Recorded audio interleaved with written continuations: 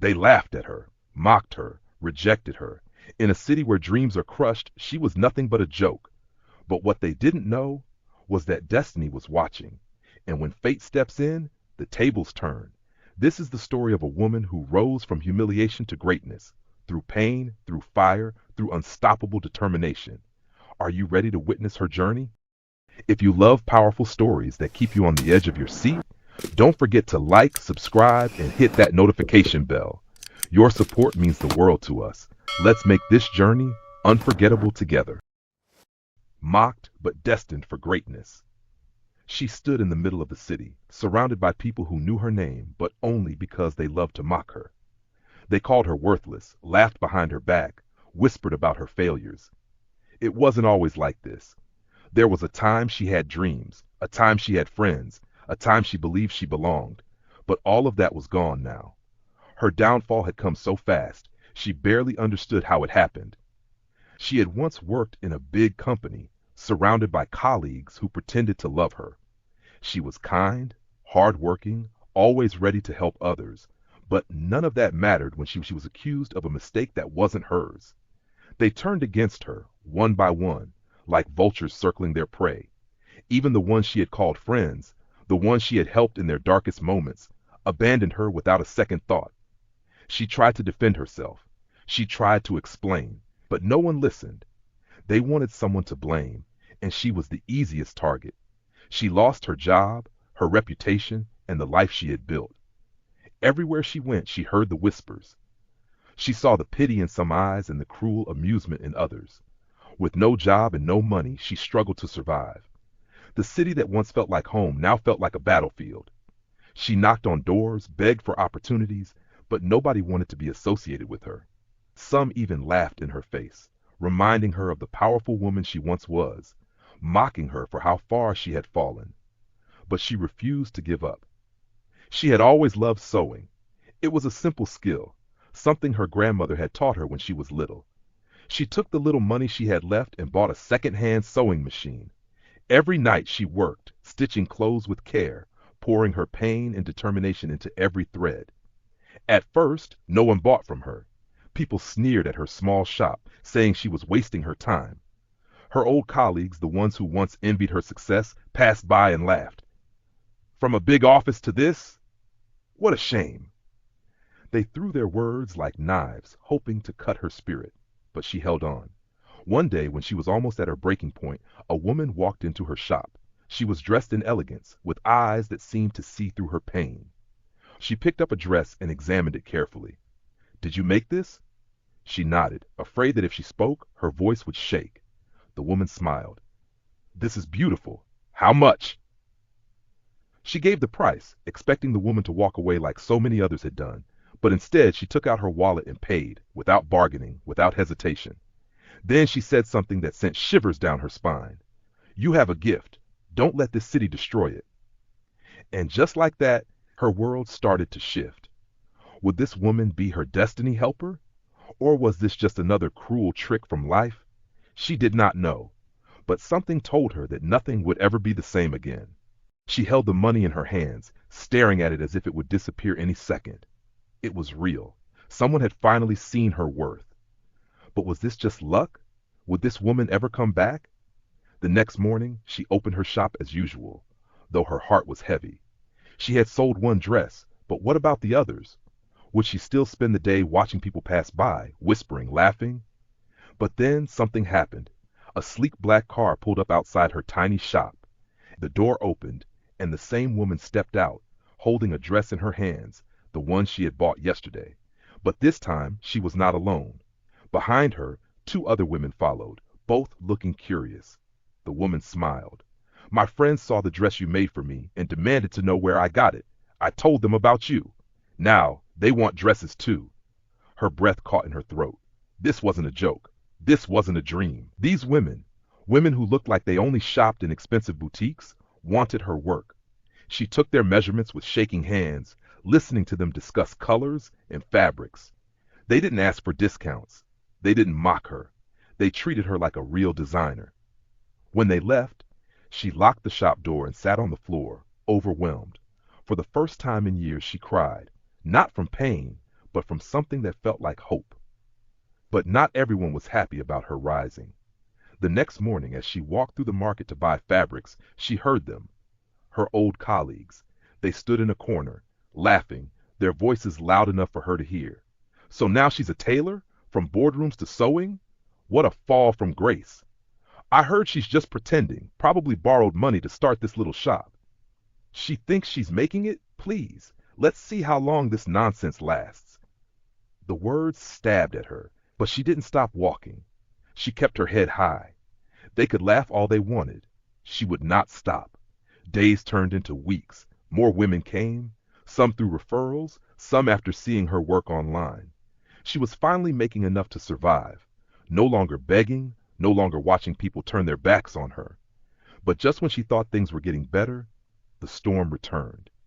One evening, she came back to her shop and found the door open. Panic surged through her as she rushed inside. Everything was destroyed. The dresses she had worked on for weeks were torn apart, the fabric slashed, the sewing machine broken into pieces. Her heart pounded. Who could have done this? Then she saw it, spray painted across her shop's wall. Stay in your place. You'll never be one of us. She staggered back. She knew that handwriting. She knew exactly who had done this. Her past was not ready to let her go. But she was not ready to surrender. She stood frozen, staring at the hateful words on her shop wall. Her fingers trembled as she traced the broken pieces of her sewing machine, her only source of survival. The destruction was complete. Whoever had done this wanted to send a message, wanted to crush her spirit, force her back into the dirt they believed she belonged in. For a moment, she felt it. The old pain, the feeling of helplessness. She wanted to scream, to break down, to ask the heavens why life refused to give her peace. But she didn't. Instead, she picked up the torn fabrics one by one, dusting them off. If they wanted her to give up, they had underestimated her. The next morning, she went to the market, ignoring the stares and whispers. She had no machine, no dresses to sell, but she still had her hands, her skill. She walked to a small, dusty shop owned by an elderly tailor she had once greeted in passing. She told him what had happened. He listened in silence, his eyes unreadable. Then, without a word, he pushed his sewing machine towards her. Use it, he said. Her throat tightened. I can't pay you. Then pay me with your work. Sit down and sew. Tears burned her eyes, but she blinked them away. She would not break. Not yet. She worked day and night, stitching with renewed determination. The women who had placed orders were furious when they heard what happened. Who would do this to you? They asked. Why would anyone destroy such talent? She had no answer, but deep inside, she knew. Her old colleagues, they couldn't stand to see her rise. They had expected her to disappear into nothingness after they threw her out. But instead, she had started again, and that threatened them. Then, another unexpected turn. One evening, as she was finishing a dress, her phone rang. It was an unknown number. She hesitated before answering. A deep, unfamiliar voice spoke. Is this the woman who makes dresses? Yes, she said cautiously. I saw one of your designs at a party. I want you to make something for me. My wife's birthday is next week, and I want her to wear something no one else has. Her pulse quickened. Sir, I don't care how much it costs, he interrupted. I'll pay whatever you ask. She almost dropped the phone. She had never heard those words before. Whatever you ask. The next day she met him at an upscale restaurant. He was a businessman, the kind of man who never looked twice at people like her. But today he looked at her with interest, respect. He handed her a deposit that left her breathless. This is just the beginning, he said. Do well, and I'll introduce you to more people. She walked out of that restaurant with shaking hands. This was it. This was her moment. But as she stepped outside, she felt it. That strange, heavy feeling that someone was watching her. She turned, scanning the street, and then she saw them, her old colleagues. They sat in a car across the street, their faces twisted in shock and fury. They had tried to break her. They had tried to erase her. But now, they were the ones watching her. She smiled. Let the games begin. She walked away without looking back, but she felt their eyes burning into her, filled with disbelief and something else, fear. They had mocked her, torn her down, tried to erase her. But now she was rising, and they knew it. That night, she sat by her sewing machine, her fingers tracing the fabric for the businessman's wife. This was the most important dress she had ever made. If she impressed him, more doors would open. She worked tirelessly, pouring every bit of her pain, her struggle, her dreams into each stitch. By the time the dress was finished, it was more than just clothing. It was proof that she had survived. When she delivered it, the businessman's wife gasped, touching the fabric with wide eyes. This is perfection, she whispered. The businessman turned to her. I want you to come to the party. I want people to see the designer behind this dress. She froze. A party? Among the rich? In a room full of people who would look at her and wonder why she was there? But she nodded. I'll be there. The night of the party arrived, and she stood outside the grand mansion, her heart pounding. She wore a dress she had made for herself, elegant yet simple, not too loud but not invisible either. As she stepped inside, the air was thick with laughter, glasses clinking and whispers of wealth. People turned to look at her, some with curiosity, some with silent judgment. She forced herself to walk forward. Then she saw him. At first she thought he was just another guest, but there was something about him. He stood apart, watching her with quiet intensity. He was tall, with dark, commanding eyes that missed nothing. He moved towards her, his presence magnetic. You're the designer? Yes, she answered, keeping her voice steady. He studied her for a moment. I've heard about you. People are talking. She swallowed. Good things, I hope. A small smile touched his lips. Powerful things. He reached into his pocket, handed her a card. I own a fashion brand. I want to see what else you can do. Her breath caught. His name was known everywhere. He was not just rich, he was a king in the industry. Why me? She whispered. His gaze was unreadable.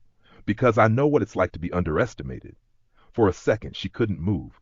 Was this it? Had she finally met the person who would change everything? But as she reached for the card, a shadow moved in the corner of the room. Her old colleagues. They were here too, watching, listening, and from the look in their eyes, they were not done with her yet. She had come so far, but the war was just beginning. She held the card tightly, her heart pounding. This was more than just an opportunity. It was a lifeline, a door she had never imagined opening. The man before her, the industry giant, had given her a chance, but she knew this was only the beginning. Her old colleagues were still watching. She felt their bitter stares burning into her skin. They had tried to destroy her once. Would they try again? The man, her destiny helper, studied her as if sensing her hesitation. You don't trust easily, do you? She swallowed. I've learned not to. He gave a slow nod. Good. But understand this, I don't waste my time. I see talent and I invest in it. If you're ready, meet me at my office tomorrow. She didn't sleep that night. Her mind raced with fear, hope, and disbelief. Could this be real? Could her life finally be shifting? The next morning, she stood in front of a towering building, taking a deep breath before stepping inside. The receptionist greeted her with a polite but distant nod, as if she wasn't sure whether she belonged here. When she entered his office, he was already waiting. Sit, said, leaning back in his chair. Show me what you can do. She unzipped her bag and carefully pulled out her sketches. Each one carried a piece of her soul, designs she had created late at night, dreaming of a future she never thought possible. He studied them in silence, flipping through the pages slowly. Then he looked up. These aren't just designs. These are statements. She held her breath. Does that mean? It means I want you to work with me, he interrupted. Not as an employee, as a partner. Her heart nearly stopped. Partner? Not just a worker, not just another nameless designer hidden in the background, but a partner? He leaned forward. I know what it's like to be underestimated, to be pushed down. But I fought my way up, and now I want to help you do the same. Your talent speaks for itself, but talent alone isn't enough. The people who tried to break you, they'll come back. They'll try again. You need power. You need a name. Her voice was barely a whisper. And you'll give me that? I'll guide you, he said, but you'll have to fight for it. Her fingers curled around the sketches. She had already been fighting. She had clawed her way out of nothingness, out of shame, out of the mockery that surrounded her every step. And now someone powerful was standing beside her, ready to lift her higher. She took a deep breath. I'm ready, he smiled. Then let's begin. But outside that office in the shadows, the war had already started. Her old colleagues had heard the news, and they weren't going to let her rise without a fight. She worked harder than she ever had in her life. Day and night, she poured her soul into her designs, stitching together the dreams she had once thought impossible. With her destiny helper guiding her, doors that had been slammed in her face began to open. Her name, once a joke on the lips of those who mocked her, was now whispered with admiration in the fashion world. The businessman who had given her the chance introduced her to the right people: investors, celebrities, and media personalities. Her work was no longer confined to her small shop. It was now displayed on runways, in magazines, and on the bodies of powerful women who wanted something unique, something bold.